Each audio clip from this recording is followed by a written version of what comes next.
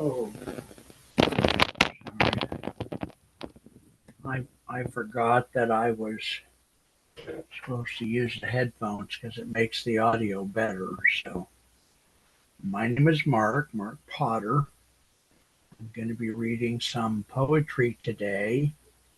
Welcome to our show. I'm going to be reading some poetry today from one of my poetry manuscripts. I've not had a book of poetry published. I've had some work published, but not a book. So this is a manuscript called Floating Flowers, and I'm going to try to read some of the poems from it. It's part one, by the way. So let's see if we can begin. I'm going to take my time doing this, uh, just so you know my approach. All right, this poem is called Each Step. Each step, the ancient ones step through me. Each step so fresh, no step has ever been taken.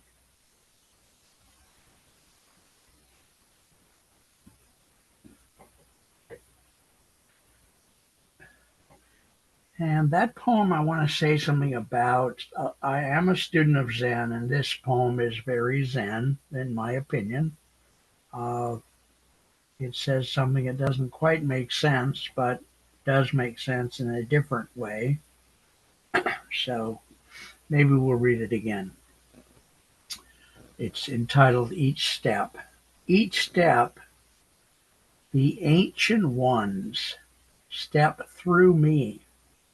Each step so fresh, no step has ever been taken.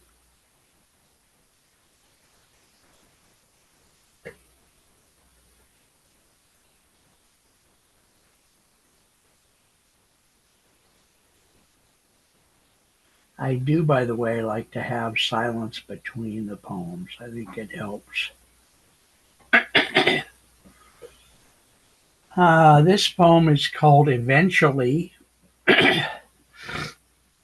Eventually, in meditation, one sees the blank wall, not a vehicle for something, just a blank wall. Then you are home.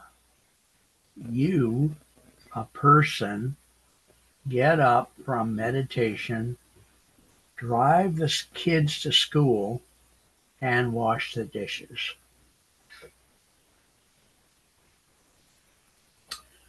And I like this piece because it reminds me of a book whose name I won't be able to remember. One of the spiritual teachers out there wrote a book called something like Zen and the Laundry, or Zen and then Do Laundry. So, yeah, not the whole not the whole book is about Zen. It's just these first few, I think, as far as I remember. Let me read it again. I think it's important to read it again. It goes by and then you wish you could hear it again. So it's called Eventually. Eventually in meditation one sees the blank wall, not a vehicle for something, just a blank wall. Then you are home. You, a person, get up from meditation, drive the kids to school, and wash the dishes.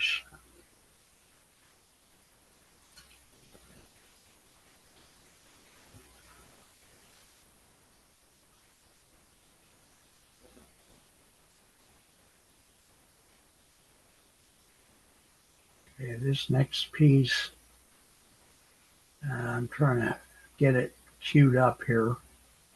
This next piece is called Harvesting, and it's about a grandmother and grandfather.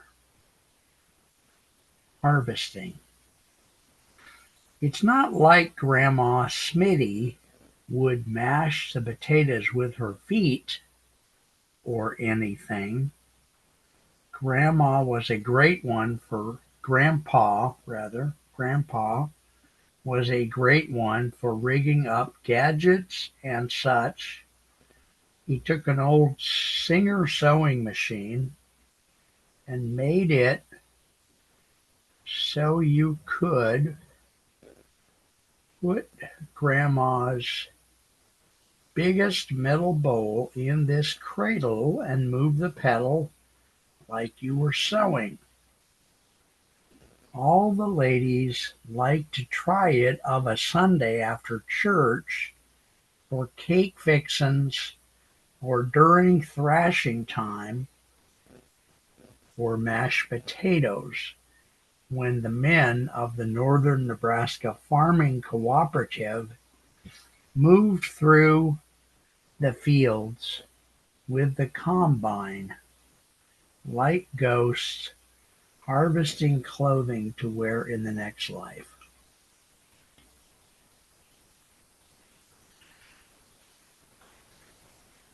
I will read that again, but I want you to know that this is based partly on my step-grandparents. My stepmother was from Nebraska, and my step-grandfather did have a wheat farm and cattle and that kind of thing, and he was part of a cooperative that did. They had one combine machine and they harvested the wheat. All the men would get together and harvest together each farm, and the women would be in the. And this is back in the day when this is back in the God, probably early 1900s, 1920, 1940. The women would be in the kitchen making the food for the men. So that's how they did it back then. All right, so I'm gonna start again. Just cue it up so that I can get to the next part. It's more than one page, so harvesting. It's not like Grandma Smitty would mash the potatoes with her feet or anything. Grandpa was a great one for rigging up gadgets and such. He took an old Singer sewing machine and made it so you could put Grandma's biggest metal bowl in this cradle and move the pedal like you were sewing. All the ladies liked to try it of a Sunday after church for cake fixins or during the thrashing time for mashing potatoes.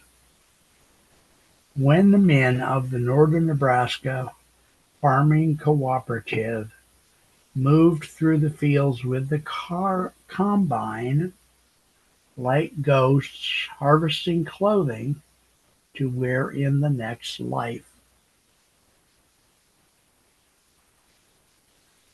I like that piece.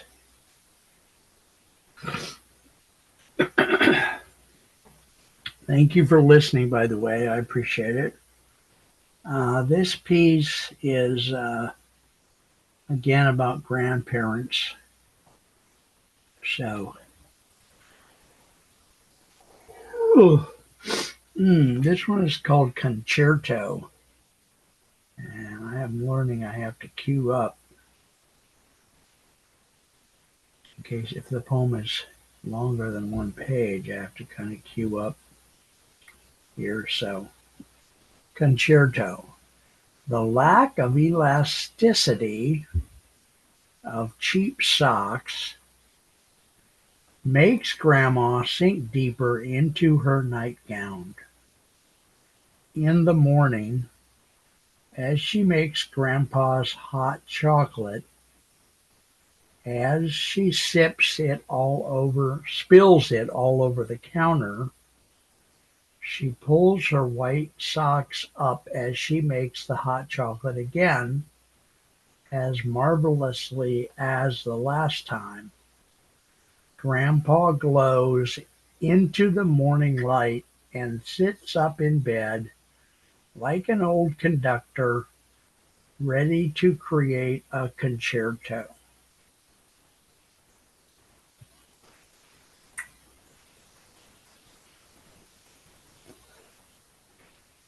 Concerto.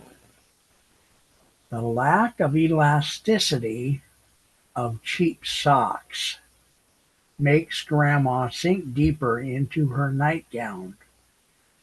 In the morning, as she makes Grandpa's hot chocolate, as she spills it all over the counter, she pulls her white socks up as she makes the hot chocolate again, as marvelously as last time.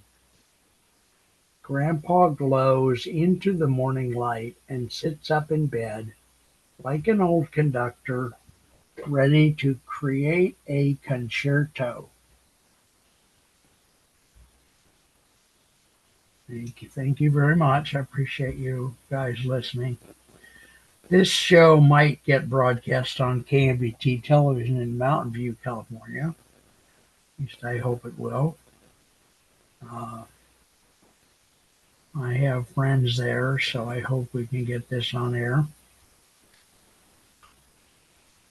Oh, you guys, what can I say? I didn't go get more coffee before the show, and that was a mistake.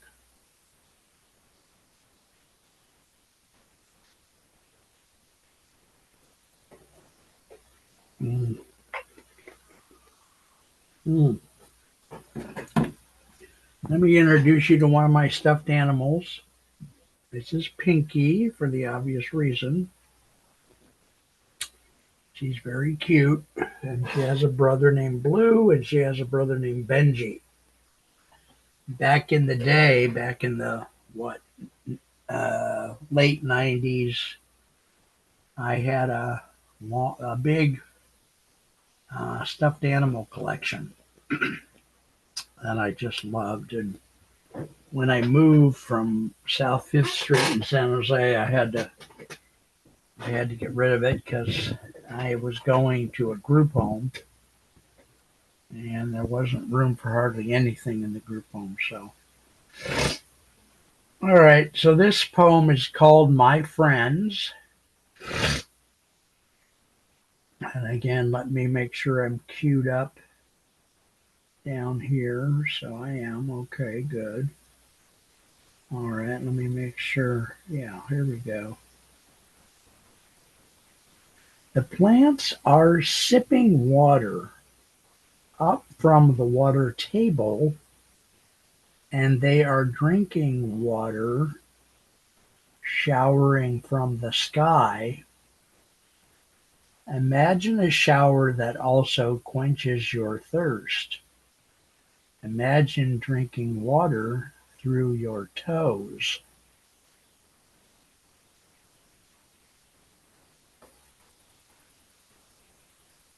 I like this piece. Pretty simple. I have a lot of longer poems and more complicated. This book was the second one where I gathered the poems in the form of a manuscript. The first one was lost. Uh, so this is the earliest one that we have. I think I've done three or four. All right. So this poem is called "My Friends." The plants are sipping water up from the water table, and they are drinking water showering from the sky. Imagine a shower that also quenches your thirst. Imagine drinking water through your toes. That's a fun piece. Some of these were published later. This one is called Frederick, and then in parentheses it says for Catherine. And I have several poems in which there's Frederick and Catherine. The poems are very different from each other, so different that you think I'm talking about a different Frederick and a different Catherine, different situations. But anyway, so Frederick for Catherine. Frederick guards himself in conversation. protects himself with his brilliance in art history. At night he cries into a pink doily, the only thing he has left from the car accident that took his life. Okay, I kind of botched that one, so I'm of course going to read it again.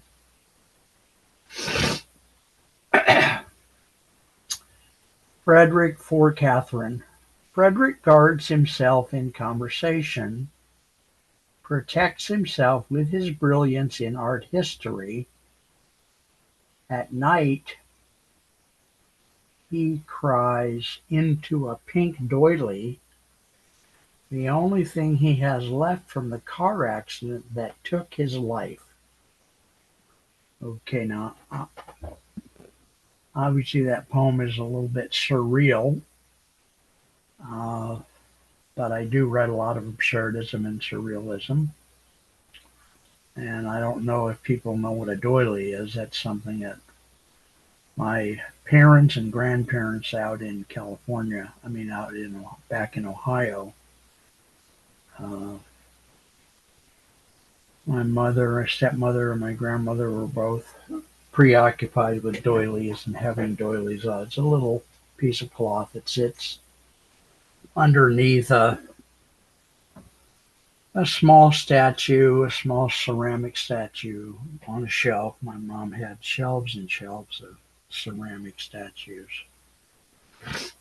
So, thanks for listening, you guys. I know I say that between every poem, but I do appreciate it. This piece is called Purity. 24 purity roses, the aroma embraces them like an aura.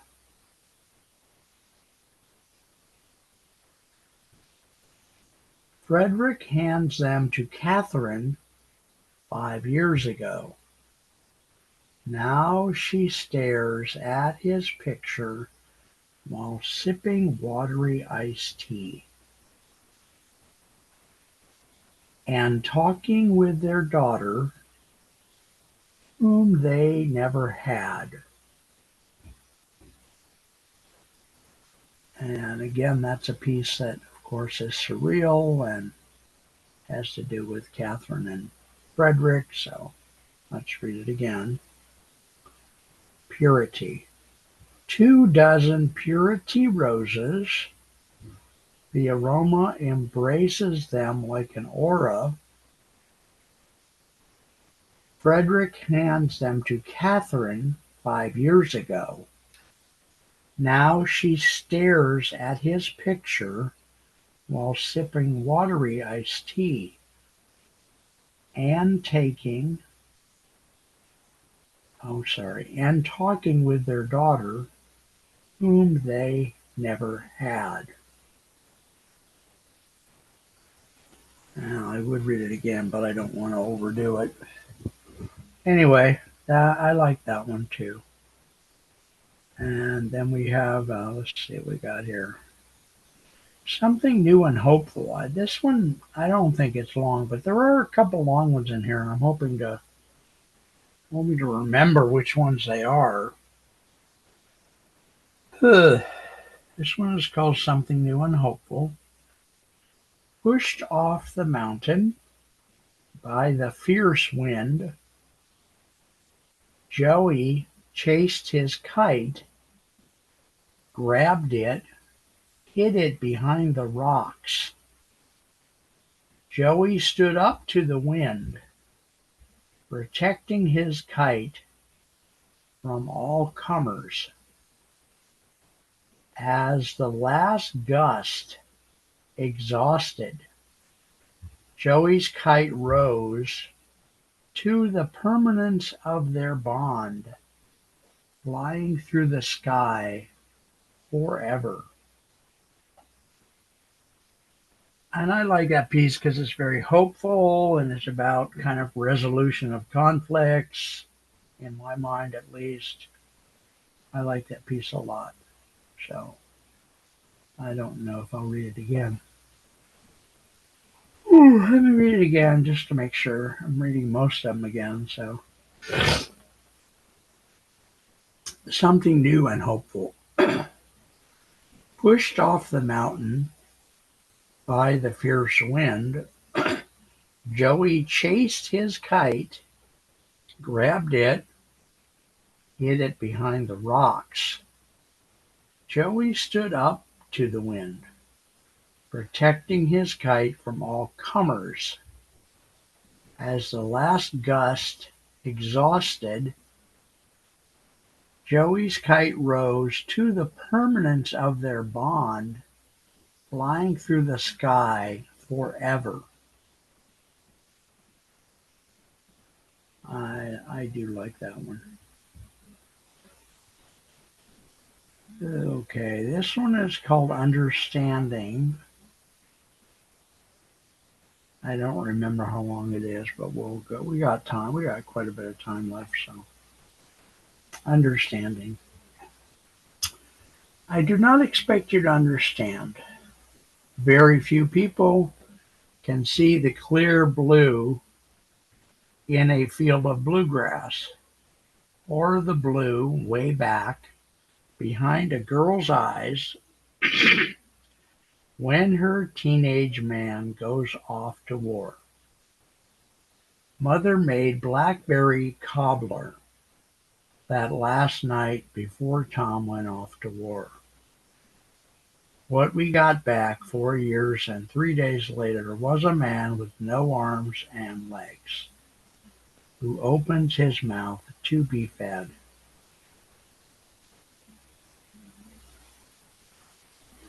And I'm just going to read that one once. I do have a few poems about war. Yeah, some of them do have like an injured soldier coming back from the war. So, okay, this one is called Bars, and I don't even remember this one. I'll have to. It's been a lot of decades since I wrote this book, so manuscript. Okay. Big Hands John. Weathered hands, mountain and vein river hands. Fingers like the claws of a hawk. Picks up his drink and waits. Scene 2. Ted puts his tiny fingers around a shot of Chivas. He chokes the thick shot glass with his tiny Banny Rooster fingers. His tight, nervous hold tells the glass that it has no chance. I am going to read that one again. It's just two guys in a bar who are very different people, who have a different approach to life and are physically different and all that. So, Bars. Big Hands John, Weathered Hands, Mountains and Vein Rivers Hands, Fingers like the claws of a hawk, picks up his drink and waits. Scene 2. Ted puts his tiny fingers around a shot of Chivas.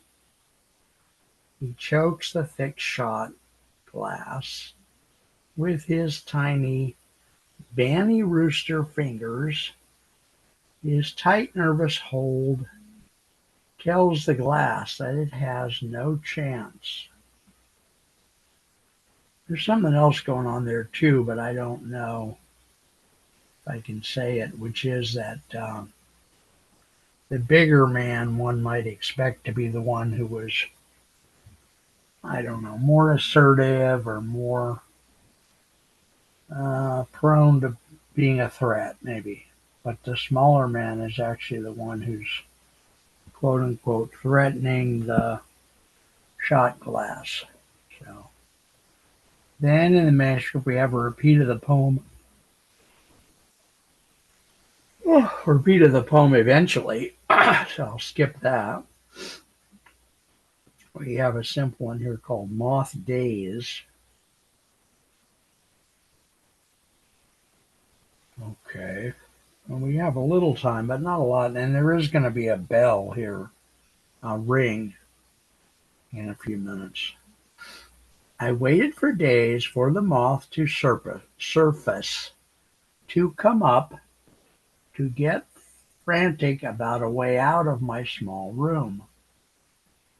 Finally, he appeared, stumbling, confused. I opened a huge box. He flew in. I stuck the box through the window, releasing him where he would be happier. As I danced in the kitchen, singing, I saved a moth, I saved a moth, he casually flies out from under the flap of the box, calmly looking for nothing. So I like that piece. It's based on a true story that happened when I lived on South Fifth.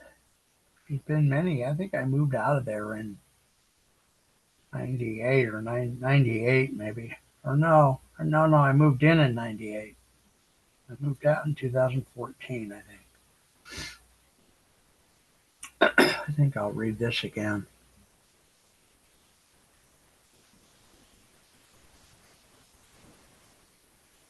Like I say, we're going to have it. There's the sound. We're going to have that sound probably on every show. So